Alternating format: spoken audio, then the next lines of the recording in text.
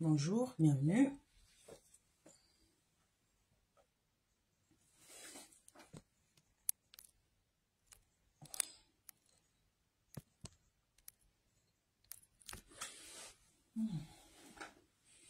Bienvenue, bienvenue, bonjour.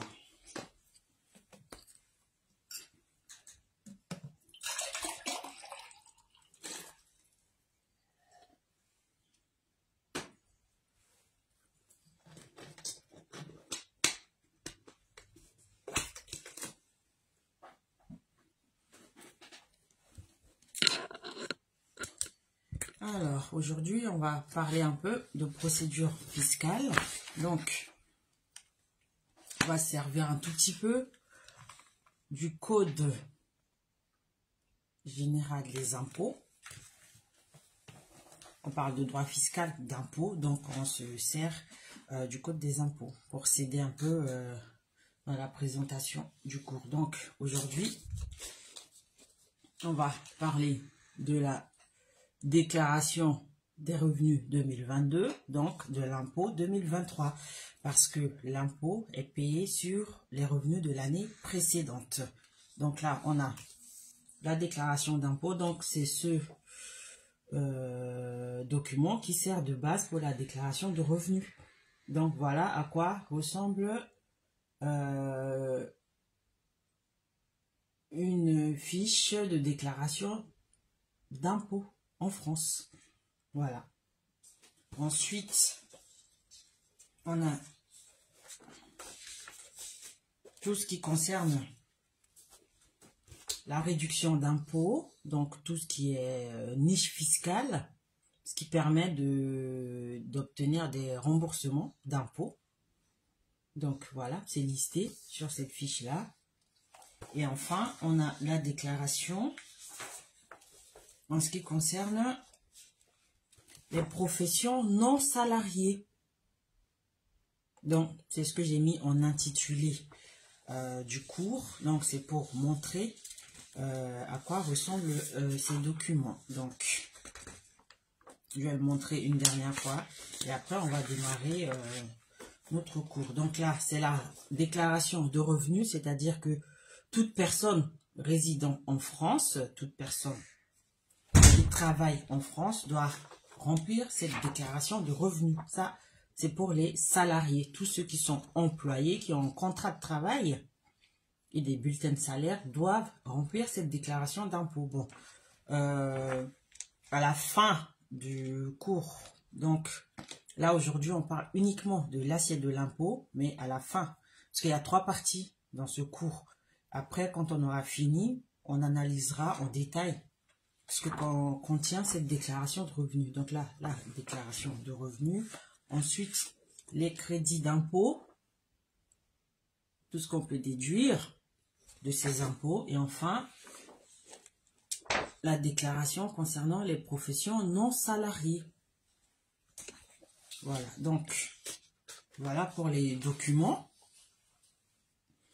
Alors, comme annoncé dans le titre, on va parler de la procédure fiscale. Donc, la procédure fiscale,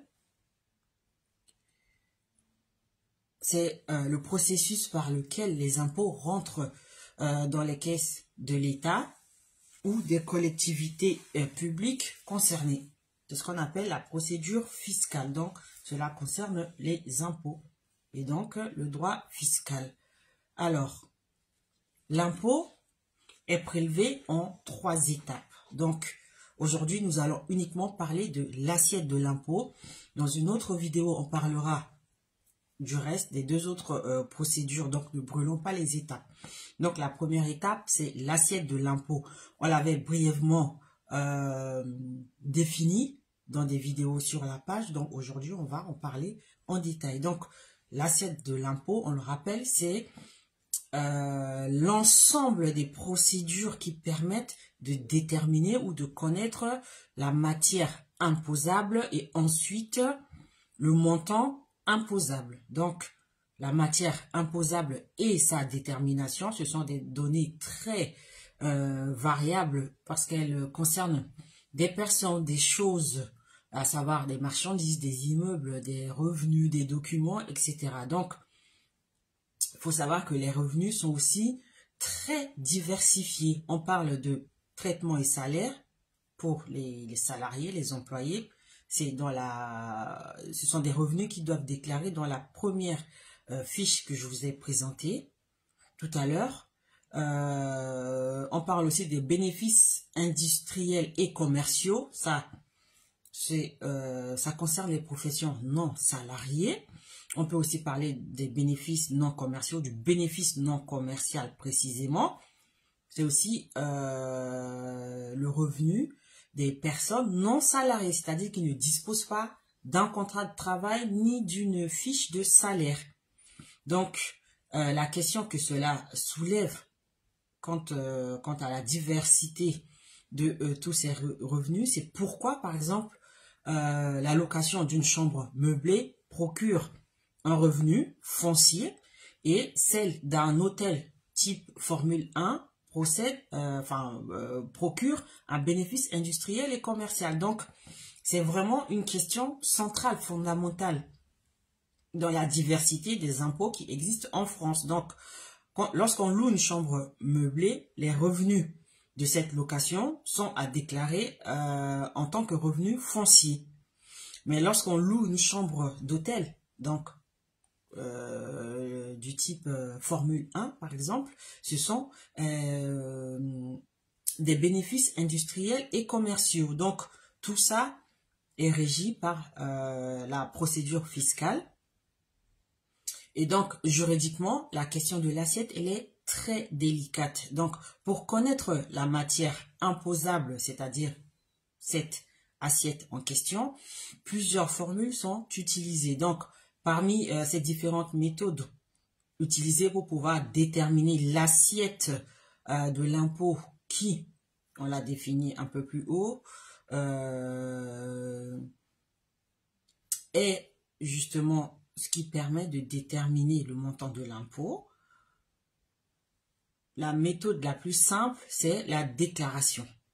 Donc, il existe plusieurs formes de déclaration, dont les deux principales sont, premièrement, la déclaration par le contribuable. Donc, dans ce cas, c'est le contribuable qui devient un collaborateur de l'administration fiscale. Mais il faut noter que c'est une forme de collaboration obligatoire, car la loi impose au contribuable de faire connaître ses revenus à l'administration fiscale. Donc, l'absence de déclaration de revenus est sanctionnée par des amendes. Par exemple, une majoration de 10% de l'impôt ou alors une imposition d'office. C'est pour ça que pour ceux qui travaillent en France, il y a des dates limites selon les zones pour déclarer ses revenus. Sinon, on a une majoration, c'est-à-dire qu'on a une amende de 10% en plus de l'impôt que l'on doit payer si l'on est imposable à l'impôt sur le revenu. Donc, c'est une obligation légale que de déclarer ses revenus à l'administration fiscale. Ensuite, on a la déclaration par un tiers, donc qui est la seconde modalité de déclaration de revenus. Donc là, c'est une tierce déclaration. Donc, une autre procédure permet à l'administration justement de savoir, de connaître les revenus d'un contribuable, c'est l'enquête. Donc, c'est le fait de l'administration fiscale ou douanière. Donc, c'est le cas, par exemple, lorsque un contrôle est effectué, par exemple, par un inspecteur des impôts ou un inspecteur des douanes. Donc, ce contrôle vise à vérifier la comptabilité engagée par une entreprise. Enfin, lorsque l'entreprise déclare ses revenus et fait sa comptabilité, cette comptabilité peut être vérifiée, contrôlée par un inspecteur des impôts ou des douanes. Ensuite, une fois qu'on a déterminé l'assiette de l'impôt, il faut calculer le montant de l'imposition. Donc, cela passe par l'évaluation au réel. Selon cette méthode, un revenu a deux significations. Un revenu signifie par exemple les dépenses engagées par le contribuable, donc qui sont déductibles du montant brut de son salaire. Donc ce sont par exemple les frais de transport, les frais de déjeuner, etc. Donc c'est vraiment une déduction du montant exact des charges réelles engagées par le contribuable. Ensuite, on a aussi la déduction forfaitaire de 10%. Donc là, ce sont les deux significations de l'évaluation au réel. Ensuite, on a une évaluation dite approchée. Donc, on parle aussi d'une évaluation approximative du montant imposable. Donc ici, dans ce cas, on cherche à évaluer à peu près le montant de l'impôt. Donc, on ne cherche pas à connaître le montant réel de cet impôt. C'est une évaluation au forfait. Donc, l'administration détermine de façon forfaitaire le montant de la réduction. Donc, c'est là l'évaluation approchée.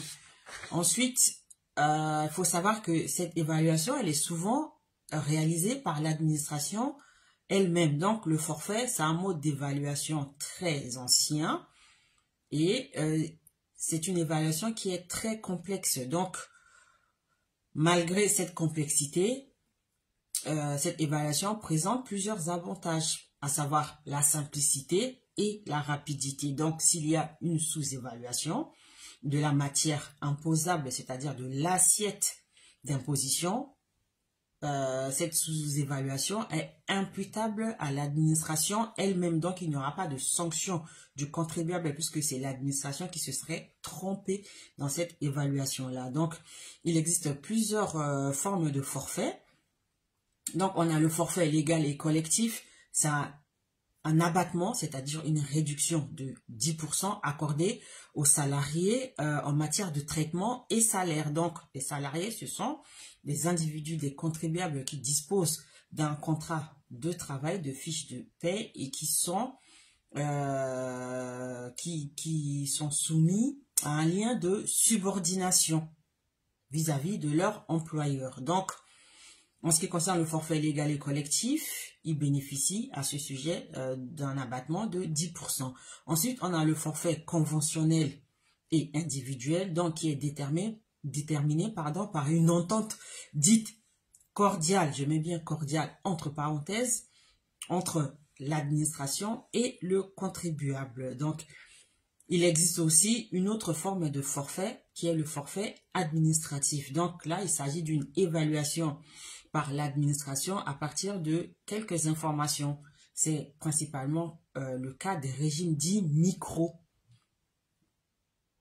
Par exemple, donc le régime micro-entrepreneur qui autrefois, enfin jusqu'à récemment, s'appelait le régime auto-entrepreneur. Donc ça concerne les revenus des professions non salariées dont on a présenté la déclaration. Ici, ça, c'est la forme que prend la déclaration des revenus des professions non salariées.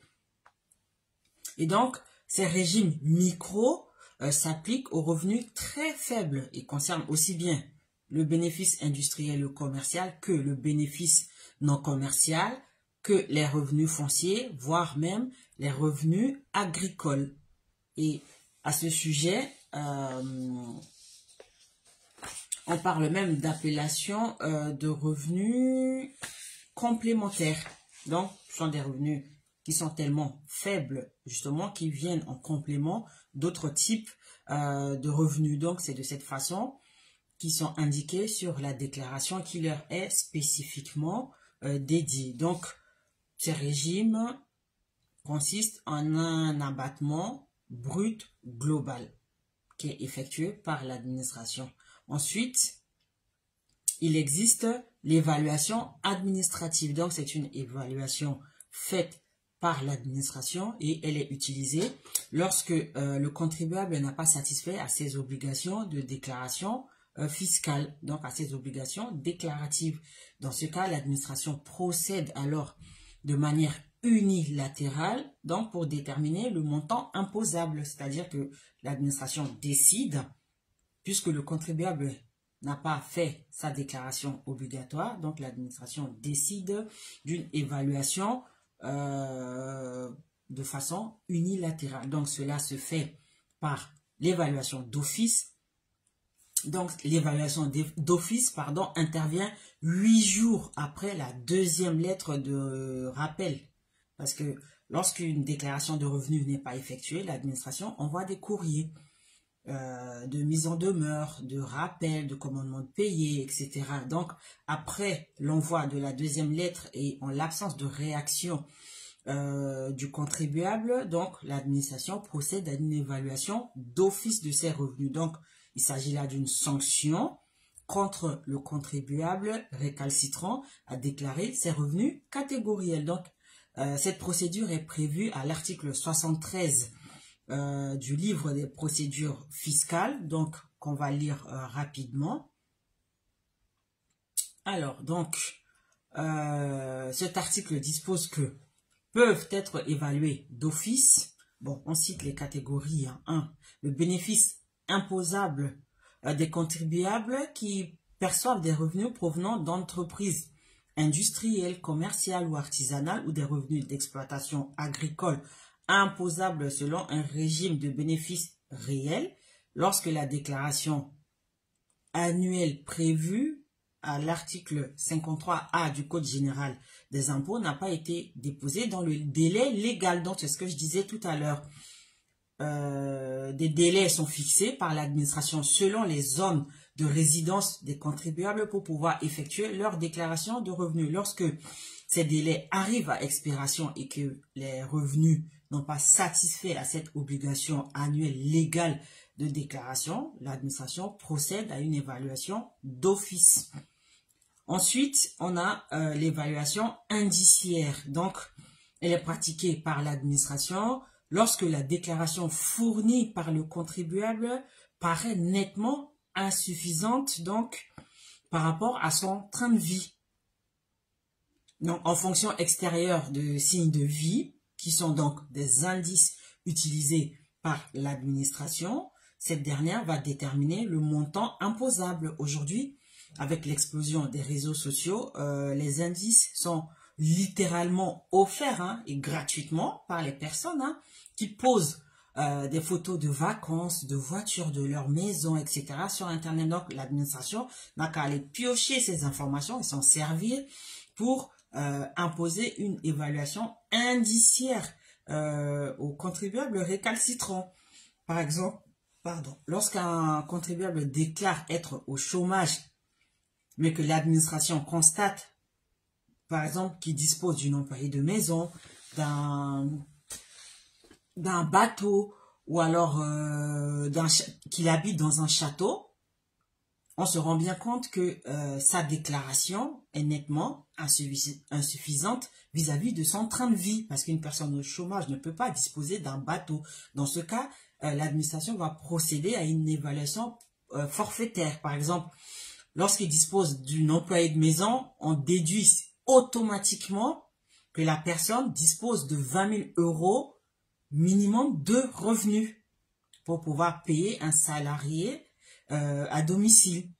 Quand la personne dispose d'un bateau, par exemple, forfaitairement, l'administration va en déduire que la personne dispose de 540 000 € de revenus minimum. Donc, pour le château, c'est pareil. L'administration va utiliser des indices pour pouvoir en déterminer le montant et donc supposer le montant des revenus dont dispose cette personne-là. Donc, c'est ce qu'on appelle l'évaluation indiciaire. Donc, toutes les informations, les photos, les publications effectuées sur les réseaux sociaux constituent une mine inépuisable d'informations pour l'administration lorsque vraisemblablement la déclaration de revenus semble vraiment diamétralement opposée au train de vie du contribuable en question. Donc, voilà tout ce qu'on pouvait dire aujourd'hui sur la procédure fiscale en ce qui concerne spécialement l'assiette de l'impôt qui, je le rappelle, peut être définie comme étant la matière imposable. Donc, c'est ce qui permet de déterminer le montant de l'impôt que doit payer un contribuable. Donc, cette déclaration de revenus, cette déclaration annuelle de revenus, elle est obligatoire, donc elle est légale et obligatoire. Toute personne résident en France est obligé de déclarer ses revenus à l'administration fiscale, que ce soit des revenus tirés d'un salaire, ce qu'on appelle des traitements et salaires, ou que ce soit des revenus tirés de la location d'une chambre meublée ou de l'exercice d'une activité industrielle, commerciale ou artisanale ou d'exploitation agricole. Donc, tous ces revenus doivent être déclarés à l'administration tous les ans dans un délai légal fixé pour ce faire. Donc, ceux qui ne font pas leur déclaration, donc qui ne satisfont pas à cette obligation légale, peuvent être sanctionnés par une majoration de l'impôt, par une évaluation d'office de leurs revenus, soit de façon forfaitaire, soit en tenant compte des indices que donne leur train de vie. Voilà, donc dans une prochaine vidéo, on reviendra sur l'autre partie concernant cette procédure fiscale qui est donc le processus par lequel les impôts rentrent dans les caisses de l'État et des collectivités publiques concernées. Donc, je présente juste pour information la déclaration de revenus pour les professions non salariées que l'on va analyser en détail à la fin du cours sur la procédure fiscale. Ensuite, la réduction d'impôt, les crédits d'impôt. Donc, il faut savoir qu'en fonction de certains critères, on peut bénéficier d'une réduction du montant de son impôt ou alors d'un crédit d'impôt, c'est-à-dire lorsque le prélèvement à la source ou lorsqu'on a payé trop d'impôts, l'administration rétrocède le trop perçu.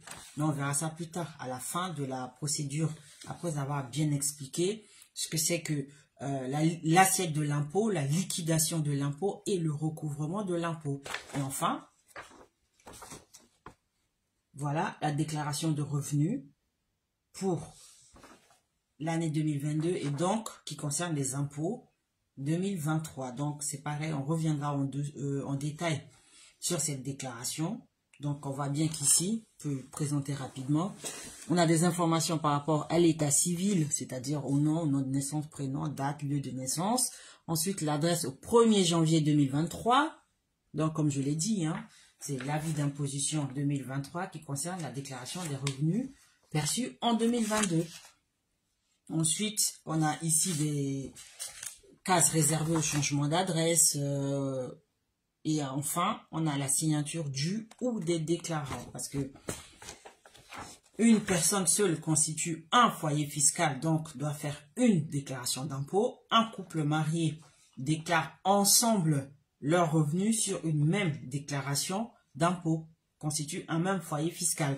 Mais deux personnes qui vivent en concubinage doivent faire deux déclarations de revenus, des déclarations de revenus séparées. Donc, on reviendra en détail sur toutes ces spécificités à la fin de ce cours. Donc, voilà, c'était tout pour aujourd'hui. Si vous avez des questions, n'hésitez pas à faire un tour sur notre page ou à nous contacter aux coordonnées qui y figurent. Je vous donne rendez-vous bientôt pour d'autres vidéos, notamment sur la deuxième partie concernant la liquidation de l'impôt et enfin une troisième vidéo sur le recouvrement de l'impôt, donc qui va constituer la dernière partie de notre cours sur la procédure fiscale et donc sur les impôts. Voilà, j'étais ravie de vous faire cette petite présentation et je vous dis à bientôt.